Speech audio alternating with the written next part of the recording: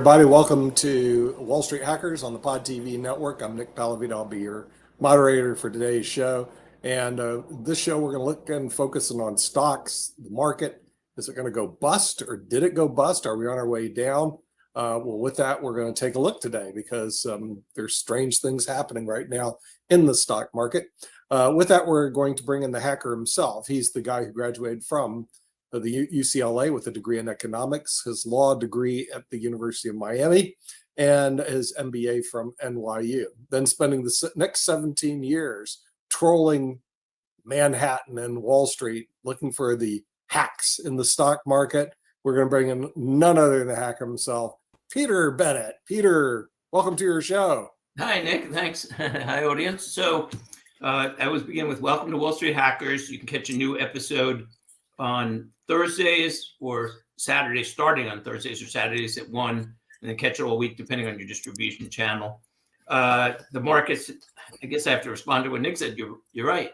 It's starting to turn, and it's uncertain whether this will be maybe a 10% correction. I think it's already off about 5% from its high, but it could be another 10% or even more. But I'm not predicting that because I look for businesses that will do well, stocks that will do well in any environment. So the market is finally, and the reason it's going down is it's finally getting more rational about rate cuts. This week, Jay Powell, and I don't know if it was a quote or not, but he said it would take longer for the Fed to go to gain the confidence needed to start rate cuts because the progress on inflation has stalled. Yeah, it's stalled for a long time. And the market is suddenly realizing that higher for longer really means higher for longer. The Fed has been saying it forever. But Wall Street Hackers has been saying probably won't be a rate cut in 24, if most one. But now the market is for the first time predicting less than 2 rate cuts this year. And back in December, when Fed Chairman Powell gave a very dovish speech, which I think he regrets now, I'm pretty sure, the market was actually pricing in 7 rate cuts. So it's gone 7, 6, 5, 4, 3, now less than 2. Probably 1 or 0 this year. It's not the time for rate cuts.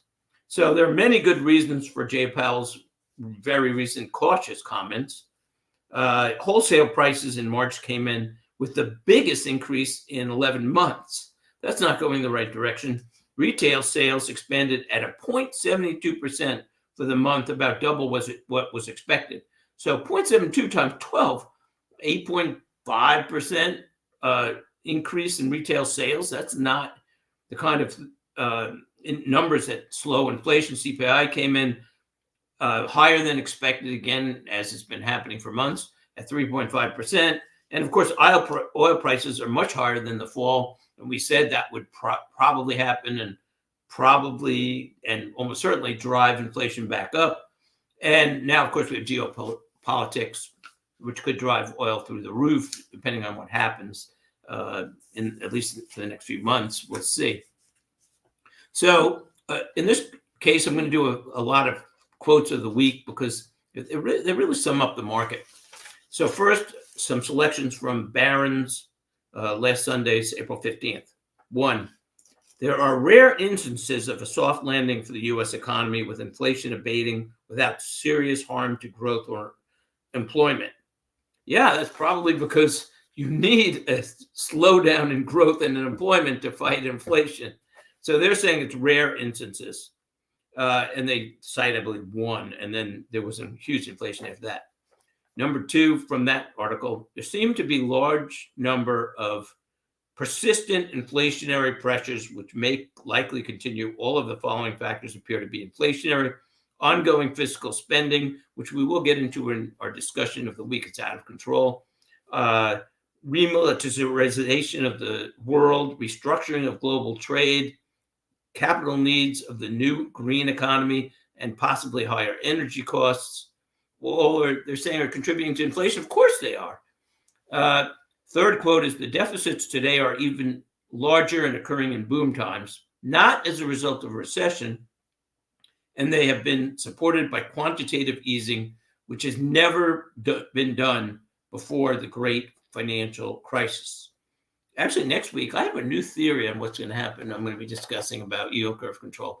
but we'll get into that this week and next week. So bottom line, more and more deficits. It's out of control. For sure, the numbers are staggering. What to do? As always, we've been saying this for years. A large allocation to pipelines, probably the only place you can get safety, yield, and growth in one place, especially ones like MPLX, which we love, and EPD. We recommend, and we've been doing a series on those, 3 to 4% in energy producers.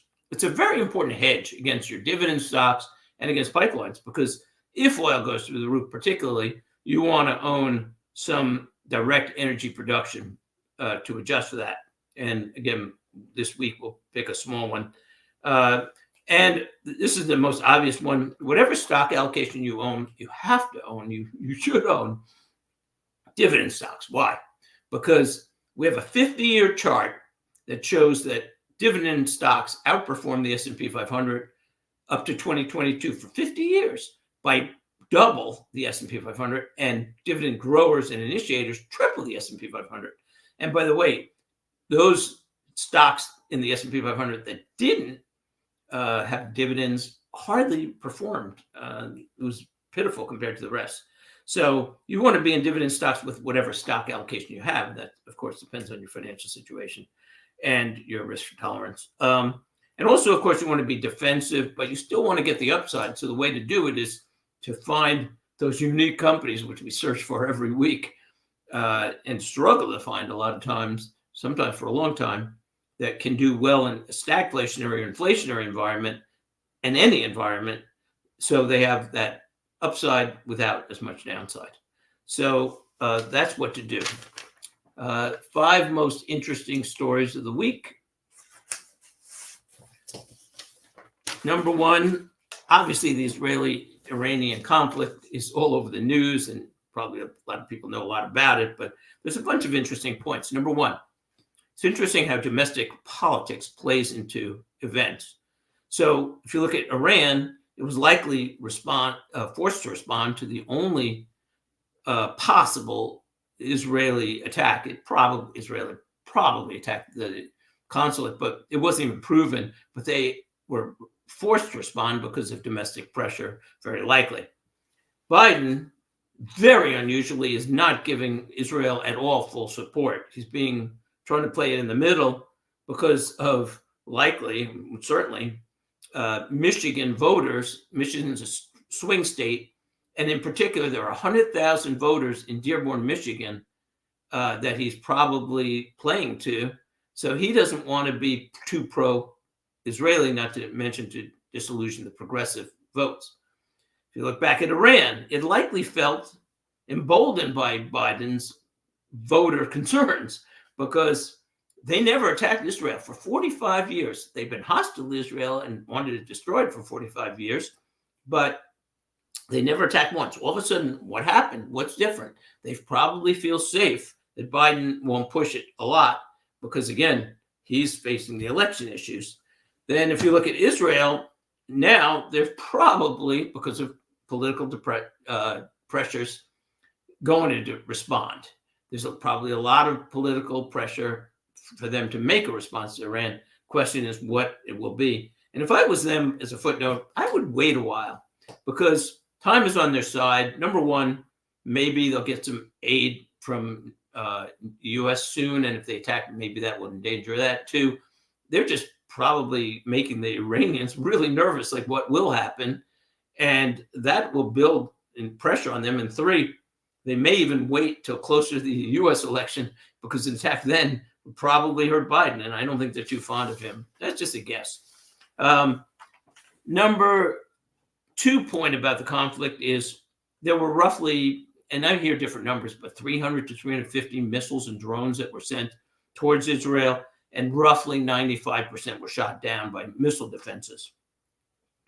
During the majority of Reagan's administration, which was 8 years, liberals and the mainstream media constantly, I mean, it was all over, accused Reagan of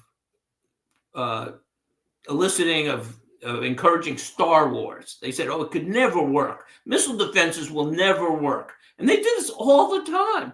It was in the press all the time. Star Wars, the movie, had just come out around that time too. So it was like, Reagan's in favor of Star Wars. Reagan's in favor of Star Wars. It was never work. Well, if not for the defenses that Israel had through their Iron Dome and the Patriot systems, they would have been devastated by this attack, and maybe even we'd be in World War II right now, based on the results of that. So I think it worked. Interesting story number 2, Media Desk, AP's climate wrongthink. So the Associated Press, which supplies a lot of mainstream newspapers information, is now urging, quote, journalists to avoid false balance and suppress criticism of climate alarmists. Now, if you've watched Wall Street Hackers for a while, you know we are mixed on climate concerns. I mean, there is some evidence that this could be a really significant issue. We won't get into it now, but the studies on carbon in terms of in the labs. So we have concerns about climate change, but suppressing opinions is not the way to go. They've been making this mistake during COVID, and the dangers are so many. Number one, it could make Americans and others who follow the press even more skeptical, because they'll say, oh, this is more mainstream media narrative feeding and one-sided, and they don't want to even explore any other facts, like so much of the mainstream media does on so many topics. And this is especially true because the AP, by the way, gets large grants from left-wing foundations, particularly for climate reporting, which doesn't seem at all proper to me. I mean, why are they taking money at all for climate reporting from mainstream media? From climate foundations, left-wing climate foundations. So the whole thing reeks, as does the mainstream media, which is dividing our country and heading us in many ways the wrong way. And this is, by the way, not new to America. That's the only positive I can say, if that is a positive. I mean, back in the founding of the country, there was so much vicious media, and a lot of it was false. Some of it fed by our founding fathers against other founding fathers. But also then during the Spanish-American War, there was what was called yellow journalism that helped create the war. So the press is got a spotty reputation. Number 3, interesting story number 3. So many months ago, Wall Street Hackers predicted that Tim Scott or Kristi Noem would probably be President Trump's running mate.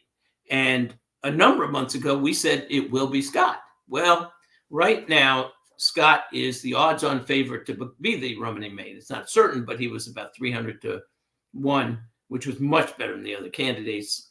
I think it probably will be Scott. Of course, we can't be sure of anything, but Scott is a brilliant communicator on the issues of both victimhood and opportunity, and he probably will be the narrative. Also, it will create problems with the mainstream media that, oh, Trump is a racist. He's not a racist. He's a terrible communicator at times. At times, he's a brilliant communicator. He can be so brilliant, but he says a lot of things that gets him into trouble, too. I think even he would know that. But the point is, he's a bad communicator, but he's not racist at all. So it's going to be hard for them to continue that narrative if Scott is his running mate. And as you get, Scott is just a great speaker for opportunity. And as a footnote, both Scott and President Trump were very big on minority opportunity zones, which are a really positive thing for minority communities. Interesting story number 4.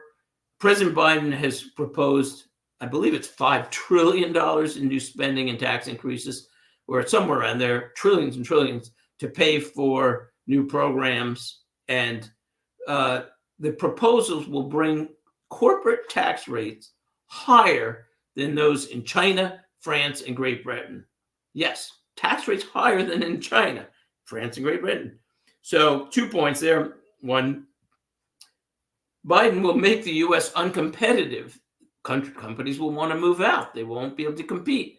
It's not a good idea economically. But the other thing is, it raises the question, who exactly is the communist or socialist country and government if our tax rates are higher for spending programs than these socialist or communist countries?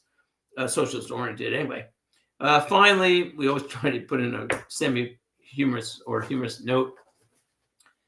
Interesting story number 5, fake dating soon, a possible new trend. And this could be a new trend. So Cupid AI says that it's using AI algorithms to generate virtual and fictional characters or companions with whom one can communicate through voice notes. In other words, many of them are AI girlfriends. So one man in Miami is admitting that he's spending now $10,000 a month on AI girlfriends. He said, I get to customize my AI girlfriend, likes, dislikes, etc. It's comfort at the end of the day. So it's certainly a brave new world. We'll take a quick break, and then we'll get into our dividend pick of the week and our panel discussion. See you in a moment. One of the things that business owners forget a lot is to prepare for their own retirement. Hi, my name's Nick Palavita, and today I'm with a very special guest, a certified financial planner, a chartered retirement plan specialist, and president of National Pension Partners, Max Couliet. Max, tell me what you do at National Pension Partners. Well, Nick, we help successful small businesses and professionals put together retirement plans that provide them the maximum retirement benefits and big tax deductions at the same time. Well, how do you do this? Well, we get on an internet conferencing system with the client. We review their goals, what they want to accomplish, and then put together strategies to help them in implementing a retirement plan that benefits them, not everybody else. Well, that sounds really good, but how much does this cost? Well, it's really not bad because the first consultation is free. That allows us to go through and discover whether this strategy works for that business and for you as the business owner and helping you maximize your retirement. Well, Max, how do we get this free appointment? It's really pretty simple, Nick. You can either go to our website below or call us at 877-252-1692, and then we can set up a time with either myself, Nick, or one of our other retirement plan specialists, another CPA or advisor in the office to go over this with you and make sure it fits for you. Hi, my name is Lewis Haupt. I work with National Pension Partners, and I work with businesses to allow them to put the maximum away that they can for themselves and to save taxes. Hi, I'm Brad Coyle, and I'm the brokerage manager at National Pension Partners. We're always analyzing plan fund choices in order to ensure the participant's success. If you want more information on how we can help you and your business put more money away in a retirement plan than you ever thought possible, contact us at the website below or call us at 877-252. And we're back. So, excuse me. So the dividend pick of the week, as always, disclaimers. Wall Street Hackers is for entertainment only. There are no guarantees because there's no guarantees on anything except for a CD, but that's not guaranteed against inflation or treasury. These are only our opinions, and consult your financial advisor. So this week, a very small allocation, but a starter allocation to VTS, Vitesse Energy. As any watchers know, we're very big on energy, and the bulk of our stock allocations are in pipelines by far. And also, I think it's important to own some energy. My suggestion is 3 to 4%. I wish I could find more energy companies that look really good, the energy producers, I should say. But KRP, we've discussed over the past period of time, and last week we talked about STR, we only have 1%. KRP, we have 2.5%. But this week, only 1/3% allocation to VTS, Vitesse Energy. Some big positives, but still some issues where we're going to watch it. So I think that 3 to 4% allocation energy is so important because if energy does go to 150, let's say geopolitical or whatever, or just tight demand over the years, especially on land-based energy, then you're going to need that to, hedge against issues with pipelines, which won't be affected that much, and especially dividend stocks and any other holdings. So it's good to hold some energy producers. So what do I like about Vitesse Energy? Some things I love about it. 8.6% yield. It's, again, a royalty trust. So they own the land and then they lease it out to producers. According to E-Trade and TD Ameritrade, it has an incredible price to cash flow. At least that's what they're showing, of 3.7, which means it has right now a 27% cash flow yield. We always look at cash flow is an indicator of how a business is doing. That's huge cash flow. It also has low debt to assets of 0.11. And what I also like is most of the revenue, I think it's in the 60% level, it's like maybe 64, somewhere in there, is 62, is mostly from oil. And that's where we want to be right now. We favor oil over natural gas for a lot of reasons, supply and demand issues. So why not more? Well, one, Vitesse is in the North Dakota area, and that area is subject to climate issues. So not climate change, climate issues. So basically, if they get a lot of snow, maybe the oil rigs have to shut down for a while. Maybe it's not as positive for the actual companies like who would lease the land. So that's one issue. And then the other issue is it's a new company. It's only been around, I believe, less than 2 years. So that, it's not a huge company, but it has over a $600 million market cap. Sorry. So the bottom line is I'm going to watch it closely. I've been looking for companies like that with high yields, but I want to see how the management does. They have a very savvy CEO, manager who has a lot of experience from before, so they should do well. So, sorry, I'm having a little coughing issue. So now we'll get into the panel discussion of the week. The question is, do politicians think excessive spending doesn't really matter? And we started going to this last week. I'll give a quick background. Last week we discussed modern monetary theory, which is embraced especially by the economic liberals. Alexandria Ocasio-Cortez says it absolutely must be a part of the conversation. Right now, the media on all sides is reporting the U.S. deficit is 34 trillion roughly, but in reality, it's about 125 trillion. They should be using that number every time because of unfunded liabilities for Medicare and Social Security. Other countries around the world have exact same issues. They have huge, or bigger, they have demographic issues with aging populations where they promised retirement and Medicare, and they haven't put aside any money, a lot of them, or for their Medicare systems or medical systems. So they're going to have even maybe bigger problems. The politicians are unlikely this year to do anything again, just spend. And the U.S. Won't be able to tax its way out of this issue. And some people seem to think so, but it's ridiculous because the amount of 125 trillion is more than all the privately held stocks, bonds, and real estate combined in the United States. And so how can you tax that? You take all the money and it still wouldn't be enough. And taxes, by the way, have a very strong history of decreasing government revenue because of slow economic growth, as proven by Kennedy, Reagan, and Trump tax cuts that actually increased revenues for the government, and vice versa on tax increases that decreased revenue. You can look at over 100-year history. So, Nick, the question is, do politicians really think excessive spending doesn't matter? What do you think? Yeah, of course they don't think it matters because they're not economists, they're not accountants, and they're just people that are running for office. And a lot of them, Peter, what they're doing is they're weaponizing their giveaway programs to get votes. I mean, seriously, if you look at it, hey, part of it. Let's forgive all student loans so I get votes. Let's put all these charging stations so I get votes. Let's give away more money so I get votes. So a lot of it is that I want to buy your vote, and that's what's going on. But here's the problem with this, and it's affecting everybody right now who's listening. The national debt's 34 trillion, which is horrible. Wait, 125 trillion. Don't use that number. Yeah, right. Well, it adds $1 trillion every 100 days. It adds $1 trillion, so it goes so fast I keep having to make changes while we're doing the show. Now, this is not a good news, but it's even worse. How about this? The interest on the national debt is the largest budget item.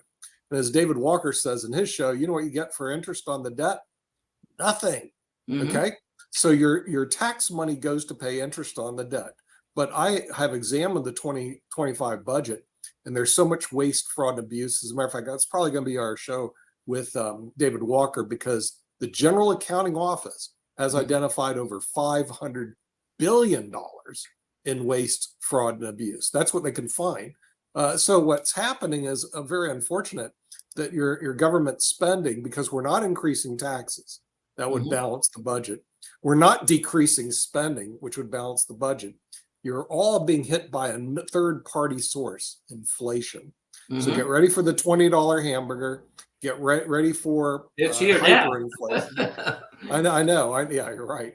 Okay, but you're going to experience inflation because nobody's going to do anything. The Democrats want to give all the money away, and the Republicans don't want to pay any taxes. So everybody's going to pay for it. It's called inflation. But that's true, and that's going to 2 points. One, even you, Nick, who knows this, use the 34 trillion number, and that should never be used, because using generally accepted accounting principles, the same ones that a household has to use, and the same ones a company has to use, the government's about 125 trillion in debt. You can't just ignore the fact that they've spent all the Medicare money and a lot of Social Security money. Oh, you can't ignore it. So it's a big scared about the 34 and watches the debt clock at 34. Oh, it's going to be 35 soon. I remember when it was 23. I remember it was 20. But they're not paying attention to the real number. 120 turns to 125, turns to 130. And they're scared, and that number is 4 times as high. It's astronomical. It's a tsunami. So I have 2 points. One is from the investor standpoint. So if you're watching the show, you might be an investor, hopefully, where you want to be. And so number 1 point is for the investors, real assets and energy should do very well in an inflationary or also likely stagflationary environment. So you want to own real assets. That would include very selective REITs. You want to own energy, of course, anything real, because that will react well to inflation. The other thing is governments of the world are going to need low interest rates. And they're certainly going to need interest rates to be much lower than inflation in order to monetize the debt, it's called, and to deal with this staggering debt. So they're going to use yield curve control, which is no secret to governments. The U.S. used it in World War II, and Japan's used it for over a decade. And as a matter of fact, just recently stopped, I believe. And they basically using the government printing money, buying yields, long-term debt to keep rates down.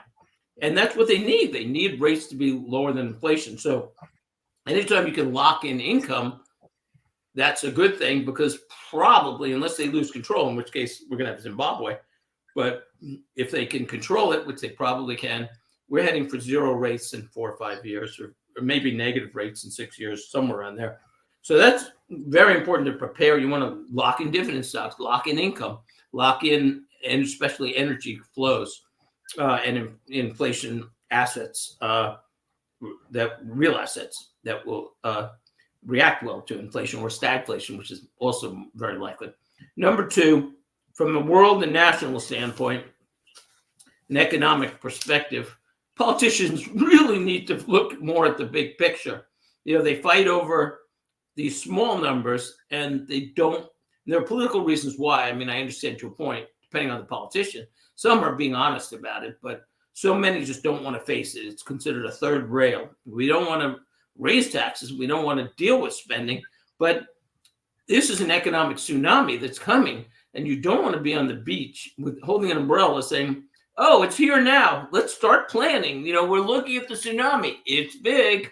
And that's what we're going to have probably. And that's my new theory, that most likely the government isn't going to do anything about this issue. They should, but they won't. And so as an investor, you better prepare. As a voter, you better vote for those people who seem to at least have some awareness, or a lot of awareness, that we need to deal with the big picture. Let's not lose the forest for the trees. So unfortunately, we're out of time. As always, we got this second half in on the conversation. We'll talk about yield curve control next week. Thanks for watching Wall Street Hackers. As Kim says, get healthy, get wealthy, and we will see you next week. Bye-bye. Bye-bye.